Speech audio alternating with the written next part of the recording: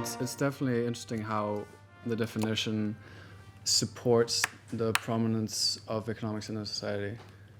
So if, as you've done, you switch around, it becomes meaningless to have economics as something that we organize around on such a big base, such a big level. But yeah, that's the main idea, how the definition supports the prominence of economics in policymaking. Yeah, it never occurred to me before. Well, I mean, I think this is part of the whole exercise of making us reflect on what economics is, what it aims to do, what its assumptions are. I was going to say, commenting on what you said about anthropology and Marshall Sahlins' affluent society. I think the idea of hunter-gatherers, I think they saw apparently their resources as unlimited, in part because there were fewer of them, but also partly because of the way nature naturally renews itself. So you come back to the tree the next season and the fruit is back, and it is, in some sense, unlimited. It reproduces itself, which is why it's odd in a way that as a society we understand resources as being so limited, because so many of them are regenerative on the planet that we have. And similarly, I was going to say about it does seem like power is a really important element of that.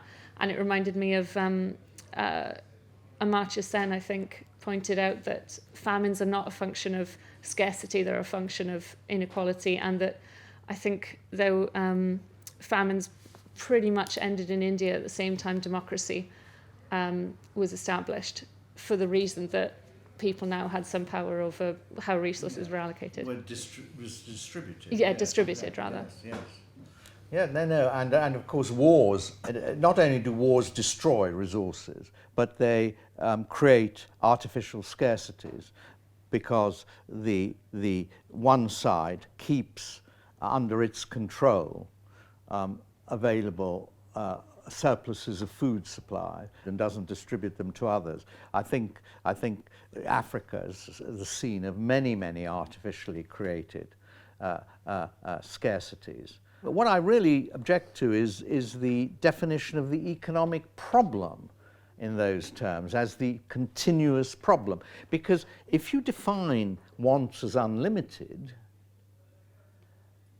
then where does the race end? You're always behind the curve. You've got these wants that keep multiplying, and you have to sort of, you have to bring up technology and automation and everything else in an endless multiplication of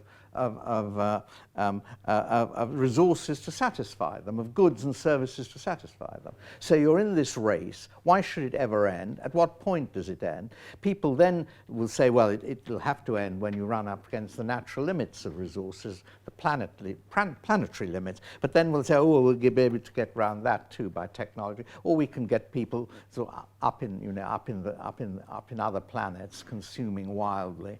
That worries me. And it doesn't seem to me economics has any basis, or neoclassical economics has any basis for challenging that. And when they talk about the impact of robots, for example, people like Brynjolfsson and McAfee, they talk about racing. The human beings, by education, can be equipped to race with automated systems. Not race against them, but race with them. Race to where?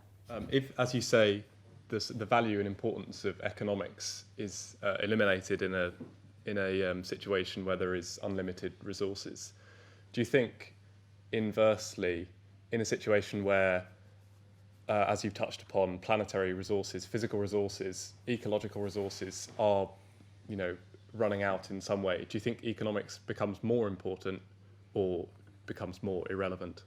No, it becomes important again, of course it does, because there you do get, again, the problem of the balance and how you achieve it. But you can achieve it from both sides. In fact, economics has nothing to say against trying to achieve it through Malthusian.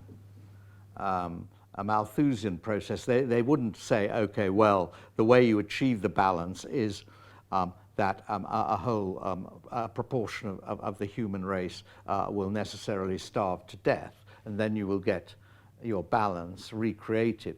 And an economist would say, well, somehow you have to limit the population. That would be one side. How you do it is a moral issue, actually, rather than an economic, strictly speaking, economic question. On the other side, you can limit the demand on resources that have become scarce by redoing the organization of your economic system in some way. Less energy intensive and different types of energy use and other things. So most of the effort has concentrated on the resource side in limiting the demand for scarce resources on the consumption side. Very little attention has been paid to population, because it's again assumed that population will level off, population growth will level off before the pressure on resources becomes irreversible. Is that a good assumption? All one knows is that population forecasts have not been the most accurate forecasts that have been made in the history of demography. What I thought was interesting about the definition from Robbins is the fact that it presents economics as a very neutral enterprise, where it's just studying the fact of unlimited wants and limited resources and the relationship between them. And it's not saying anything about what should be done, it's just studying these things as a fact. But actually taking those assumptions as facts does end up having normative implications, because by assuming that it just is the case that we have unlimited wants, then it's saying that basically that's okay. And sort of by definition, if we want to satisfy those wants, then we have to just think about trying to accumulate more resources in order to meet those unlimited wants, which is ultimately an endless treadmill, because you always want more, you're never satisfied. And by taking that angle, having that assumption, it discounts the possibility of actually controlling your wants and limiting them, which would of course be the other way to try and seek satisfaction, rather than just satisfying an unlimited pool of desire that can never be ultimately satisfied, actually trying to reduce our wants. But inside the definition of economics is the assumption that that's not how you should be doing it. That's right. I mean, want preferences, wants, and all those things are taken as given. If you want to do something about them, that's a moral issue. It's not an economic issue. Economics takes the wants as there and then says, how do you adjust resources to them? It doesn't tell you what you should sort of, whether you should consume more of this or that, or less all round. I mean, it takes some situation as given and then draws a logical train of events leading to a consequence. That's the way it proceeds. Now, should it do that? Should it not sort of question the assumption right at the beginning and say, we're not going to proceed on that assumption. We want to proceed maybe on some social assumption rather than on an individual assumption, and then see what the consequences of that would be. I mean, but that would be, already you'd be having a sociological economics, and you'd be interested in questions of power and so on, as soon as you did it that way. But economics has never done it that way. It's always tried to make power invisible, and therefore make itself objective, simply a technical question, given these things, not questioning why they exist, but given this, what's the most efficient way of organizing your affairs? And that's objective. And that's the way it establishes its cousinship with the natural sciences.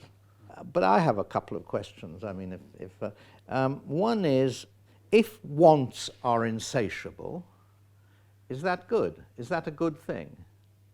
It's a pretty short answer, but surely that means that attaining some sort of level of happiness is impossible, or attaining a consistent happiness is impossible. Yeah, it does. Yeah. But is that not the basis of our civilization? We're permanently unhappy. We're restless. It's this restless itch. I mean, Tibor Skidelsky, wasn't that his name, wrote a book in the 1970s. The idea of restlessness was there, that we're always, and it comes out of Adam Smith, we're always dissatisfied with what we have, therefore we always want something better. And advertising simply tells us what the better possibilities are. It's not so much the organization of discontent as the exploitation of discontent. You know, one view is that it is a good idea that one should be insatiable, because without some degree of insatiability, you can't have any progress. But should they be completely insatiable? I mean, isn't it also nice to look forward to a utopia in which, or nirvana, if you like, a Buddhist kind of nirvana, in which everyone has enough, they don't want any more? Want being completely insatiable, that just doesn't make any sense to me, because it's either insatiable or satiable. And also, being insatiable doesn't always have to be associated with having a slice of pizza and then 10 slices of pizza and then going for 1,000 more. It's merely maybe about having a slice of pizza and then the next day you want something else. Because like we just talked about it in the first lecture, they're changing and evolving, and that feeds into this one more time. And I think the first idea that comes to us when we talk about being insatiable is the fact that it's only always has to do with quantity. But no, maybe it could be about equality, as simple as that. It could be about utopia, like we've just mentioned, and it could be more qualitative factors, and that's always a good thing. Yeah. I mean, because otherwise we would come to static stop, no? I mean, what else would we have to move to? Well, you could argue, you see, that our insatiability reflects or manifests itself in variety. That it's not that we just want more and more quantity of one thing, we want more and more variety. We get fed up with one version of it, and therefore we want another version of it. It's a sort of curiosity that drives us always to explore more and more variety of thing. And that could go on and on and on. And we could apply to any area of life we think about, really. And is that a bad thing? No. I think it's necessary for us to be happy. To be fair, that kind of insatiability of variety seems more linked to the idea of progress than the idea of insatiability of, quantity. Yeah. I was just going to say that I think that ultimately we do rely on insatiability for the sort of things we take for granted. For example, it's only because of insatiability that it went from the iPhone 1 to the iPhone 2, 3, and so on. It keeps going. And no one expects it to stop with the iPhone X. Everyone's wanting the new model. And if it comes out and other people have it and you don't have it, then because you're once insatiable and you're not just happy with your iPhone, then you get the new one. And I think that I do agree with the remark made earlier that ultimately it doesn't make sense to say it's good for once to be insatiable, because it simply means we can never be happy. Whatever we have will never be enough. But at the same time, it is the driver of this continual innovation to make new products that we do sort of rely upon in society. But I disagree with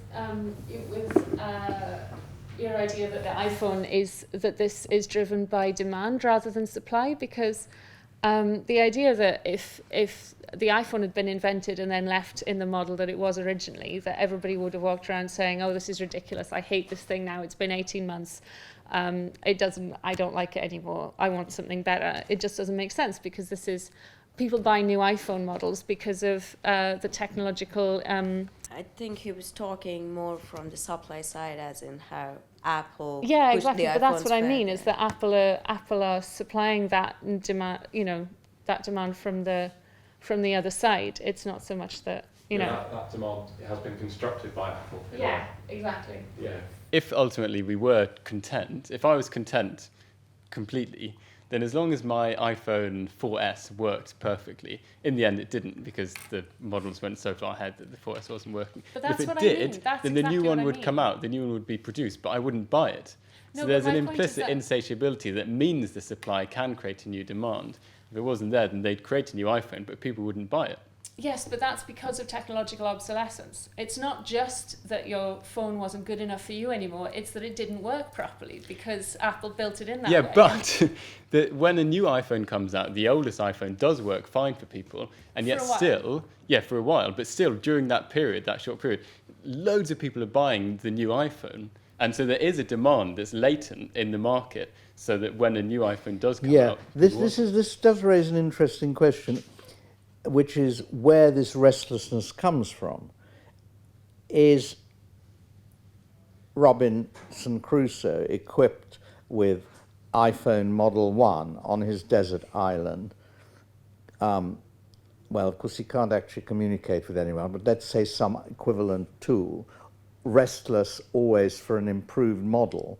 Or does the restlessness come from seeing someone else with an improved model, and therefore your imagination suddenly being stimulated? You could call it your imagination, or you could call it your envy, whichever word you use. So it's a social thing, isn't it? It's got to be a social thing, this restlessness. There's no natural restlessness, I would have thought, or is there, in which you, on your own, without any stimulus from anyone else, you want to improve your tools, or you want to improve your tools. Does it always have to be because it's social? Now, if it's social, I mean, there you have a distinction, surely, between wants and needs. Your needs do not depend on the existence of anyone else. Your needs are purely biological. You get to feel hungry, and if you don't satisfy that, you die. But your wants depend on others. Is that the distinction? If that's accepted, then you can't define the economic problem by nature as limitless wants. There is no economy if it's just a single person, though, right? So it's the very process of moving from an individual, just with basic needs, to a society, an interactive society, that defines the problem of the economy, right? Because, yes. So in a way, it's intimately tied up with the question itself. I agree. So as soon as you ask the question, you're basically imposing that the wants are endogenous to. But you see, the thing is, economists. I mean, I agree that is absolutely the case. But many of most of the mainstream models deny that. You see, they actually have these wants as quite independently generated from anyone else's wants. They do imply some Robinson Crusoe starting point for these wants. They're meant to be, the given preferences are meant to be independent of other people's preferences. That is the way the thing is set up, the model is set up. Otherwise, you couldn't get an additive principle going unless you assume the independence of wants. Well, that goes simply against, the logic of what you're saying, and I think economists are very much to blame here. I mean, your point seems to be completely right. I think, but this is probably an example of a case where economists come across mathematical. The problem of mathematically modelling this becomes the challenge, right? So, your consumption relative to your neighbour ought to be a key driver of your consumption today, probably.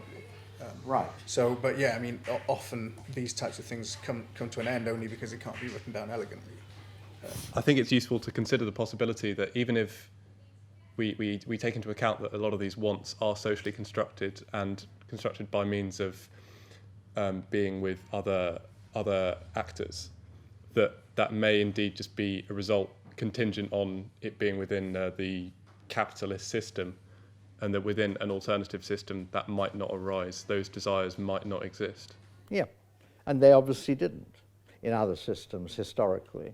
There was some moral system or some other set of institutions which very strictly limited what you could want. Wants were controlled by custom. So there's nothing natural, that's all I'm saying. But of course, what economics, surely mainstream economics cuts you off from, is the possibility of thinking about alternative systems.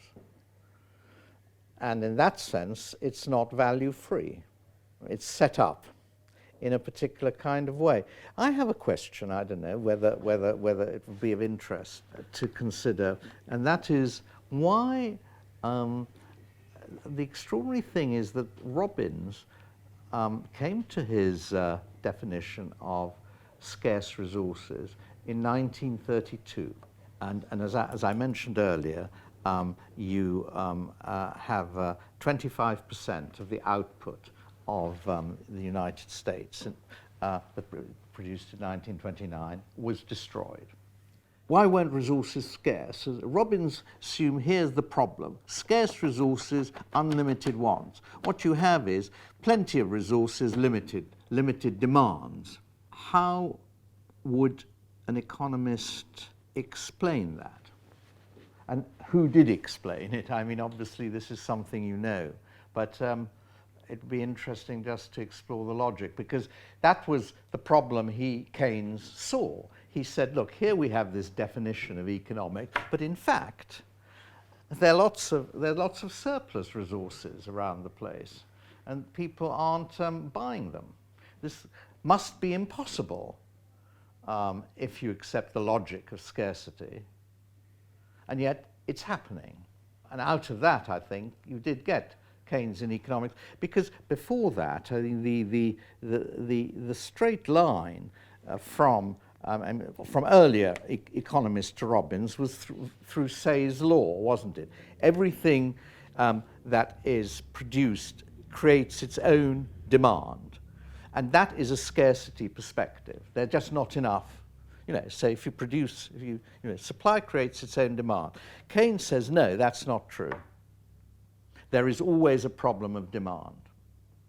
And therefore you can have a glut of goods on the market, even though maybe if everyone was fully employed, there might be then some justification for talking about scarcity. But he said there wasn't. And what he found was that a whole lot of money which would have been available to satisfy the demand for food and other consumables had for one reason or another become temporarily immobilized. And out of that realization came the whole of Keynesian economics. So Robbins and Keynes, of course, were actually on opposite sides in the debates of the 1930s. The fact that Robbins comes out with this definition in 1932 is perfectly consistent with the views he takes with the economic model he has at that time, which is essentially a Hayekian model. And in the Hayekian model, the only occasion when these sorts of situations might arise temporally is when there's been some massive miscalculation of production because people are deluded about the value of money. So Robbins assumes that the problem is one of a miscalculation in the allocation of resources, whereas Keynes says, no, what we're suffering from is a shortage of demand. And actually, periods in which money takes a holiday from consumption and investment are excluded by mainstream definitions of the economic problem, which follow Robbins. So it's had a bad effect, because if you think that the problem is only one of scarcity and demand doesn't enter into it, you're driven to one set of policies. Whereas if you think demand is quite an important is very important and central, then you're driven to another set of policies. So how you define the economic problem is very important. It's not something that is value-free. It affects policy fundamentally. In that case, did Keynes think that our wants could be limited, or was it only that there could become this disconnect that we might not have the means, sort of because of the money supply, to achieve our wants? Or something? I think Keynes fudged. If you read that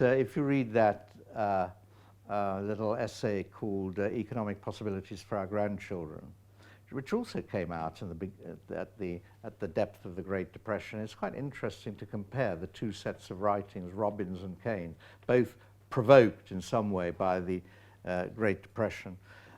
If you read that little essay, he says, we're reaching the point where people should have enough, in our kind of society anyway.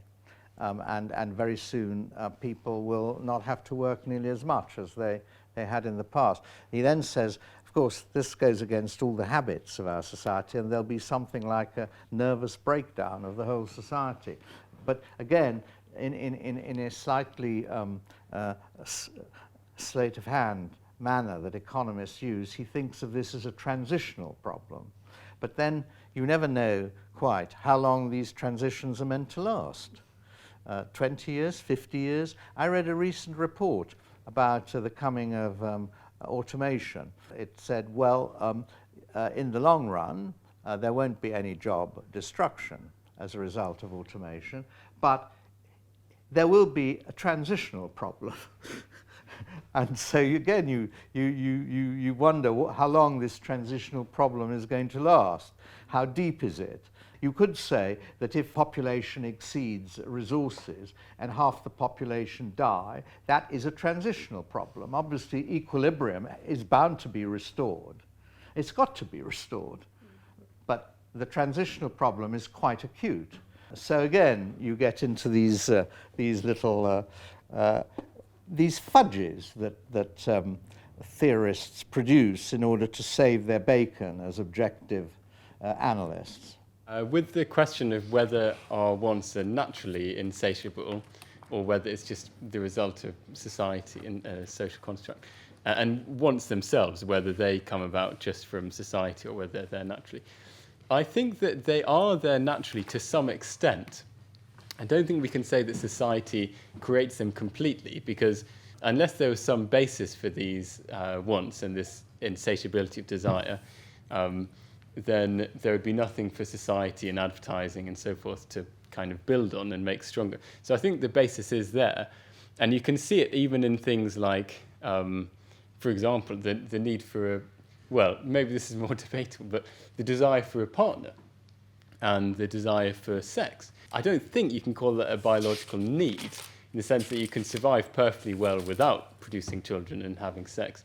But without having to see anyone else doing that, that's a very strong desire for most people. So that's an example of the sort of want that is natural, but I think that it's true that society is making these desires stronger and actually encouraging us to develop them through things like advertising and always bringing out new iPhones and showing people on the latest iPhone and so forth. And that actually makes our wants stronger. But I think the basis of those wants is natural. Yeah, well, it may be. I mean, it seems to me that human nature is much too woolly a concept. Almost everything can be attributed to human nature. I think unless you have some theory of genetics, then you're a bit adrift, because human beings seem to be capable of almost any kind of behavior, and you can call it all natural. You can call the propensity of people to kill each other natural, and you can have a society that either enlarges that propensity or tries to suppress it. So what are you really saying in all this, except that the way in which our wants express themselves or are allowed to express themselves is the degree of allowance for expressing themselves. So that's the key point, and that is social. On the other hand, I think you're right. There are different degrees of physical wants. And people have divided them. The want for food is the most basic of all. If you don't have it, you die. The want for shelter, clothing, and so on is less basic. Sexual wants are still less basic, but they're all basic, biologically driven. And a lot of people would say that they're seen in all animal life just because as part of the reproduction of the species. The selfish gene has tried to explain it in terms of genes needing to perpetuate themselves through humans and through any other means they can. So I think you get the hierarchy there, but wants seem to me to be quite separate. And to say, look, wants must be derived from some aspects that are already in human nature is true, but I think empty in the end, because you can find anything in human nature that you want if you look hard enough. To be fair, like a lot of disciplines have tried to do this in some way, but for instance in politics, we've moved past the idea that, as with Hobbesian views of human nature, or Rousseau's view that humans had a specific kind of nature, and a lot of political theory has moved past that idea, I think, but economics has more kind of hidden it under the surface or not discussed it, maybe. Yeah, no, I agree. I think that's right. I think economics is quite challenged, as they say, though it doesn't understand this because it's so sophisticated at the same time. What I don't completely agree with is the fact that wants are completely separate from things you can't live without, because this essence of something being defined as a need, like you said, we talked about food, water, air, but then the most basic need for any human being is to belong. And that is dictated by the average social human being that you see in your present society. For example, my needs today in London would be a bank account. But is that the same need, say, in rural agrarian economy somewhere in India?